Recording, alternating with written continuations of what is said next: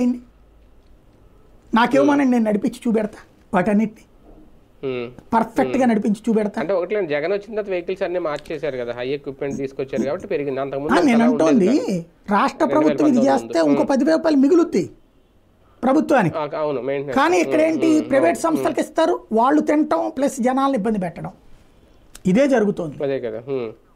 అంటే ఒక మంచి సేవ, అది ప్రాణాలని కాపాడేటటువంటి సేవ, అది కమిట్మెంట్ లెవెల్స్ లేవు. ఇప్పుడు అలా కాపాడబడ్డోళ్ళు ఎవరు మాకు ఓట్లు వేయట్లేదు కదా. ఇంకోటి అది తెలియట్లా మనకు, ఒక బల్క్ ఓటింగ్ కింద ఓటింగ్ వస్తుంది ఈ వర్క్ నుంచి అంటే మాత్రమే నిర్ణయాలండి, మిగతా అదంతా కూడా ఉత్తుత్తే. ఇప్పుడు ఆశా వర్కర్ల విషయంలో కూడా సైలెంట్ అయిపోతుందా సార్ ప్రభుత్వం? వాళ్ళని కూడా ఒక వాలంటీర్ లాగా పక్కన పెట్టాలనుకుంటారు. లేదు, ఆశా వర్కర్లది కంటిన్యూ చేస్తుంది. వీళ్ళు అడిగేది ఏంటంటే జగన్ మీద అప్పుడు యాజిటేషన్ చేశారు, చేస్తే అప్పుడు ఏం చేశారు, 62 ఏళ్ళకి పెంచాలని, మట్టి ఖర్చులకి 20,000 ఇవ్వాలని, గ్రాట్యుటీ కింద 65,000 ఇవ్వాలని, ఇట్లాంటివి డిమాండ్లు చేశారు. చేసి చాలా రోజులు ఉద్యమం చేస్తే అప్పుడు వీళ్ళు తెలుగుదేశము జనసేన వీళ్ళు వెళ్ళి వాళ్ళకి సపోర్ట్ చేశారు, మీ వెనకాల ఉంటామని.